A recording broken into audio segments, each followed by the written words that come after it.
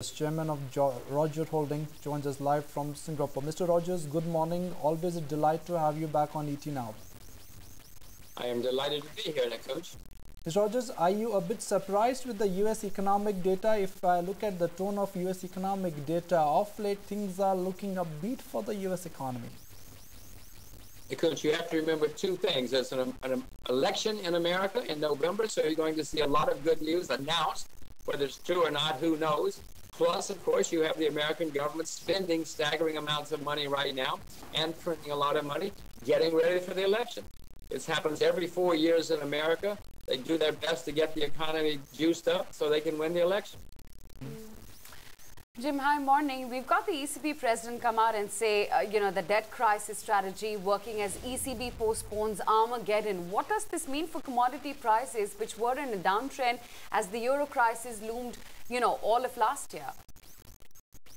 Well, commodity prices have not been in a downtrend. They may have been in a short-term downtrend, but long-term, secularly, commodity prices are still in a major uptrend, and that's going to continue. Yes, they have postponed Armageddon. I'm glad you put it that way. Nothing more. We've discussed before here that 2013 and 2014 are what I'm most worried about, because this year everybody's trying to just get through the next election. There are 40 elections in 2012, Aisha. Everybody's going to do their best to get us through the election. Watch out for 2013.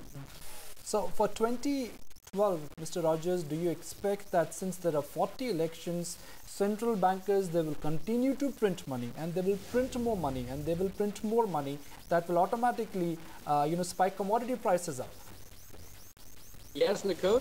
Also, as we discussed before, I told you that if the world economy gets better, then obviously commodity prices will do well because of the shortages. If the world economy does not get better, they're going to print a lot of money, and you need to own real assets when they print money. And yes, there are 40 elections this year, and yes, they're going to print more money. Jim, gold was one of the best trades of 2011, gaining about almost 20%. Will that kind of performance be repeated this year as well? What is the kind of return that you're expecting from gold? Well, I don't know, Aisha. I own gold, and I'm not selling my gold by any stretch of the imagination. Can it do 20% again? Well, of course, it can do anything, but that would be 12 years in a row that gold would be going up. And that's very unusual in any asset, as you well know. It would not surprise me if gold didn't spend this year continuing to consolidate. Maybe by the end of the year, it would start rising again and maybe even have another up year in 2012. But gold needs to continue to consolidate. I own it. I want it to consolidate. It will make it much, much better, and the ultimate bull market much longer and much higher. Jim, all industrial metals saw major correction in the second half of 2011, but now we hear bullish commentary on copper as well as aluminum from Alcoa and Chinese buying in copper as well. What's the call on both of these for 2012? I would suspect you're going to see base metals doing better because you have these elections and government spending and printing a lot of money. I'm not selling any of my metal. I'm not selling any of my commodities, period, and certainly not my base metals. I think they were probably among the worst performers in 2011.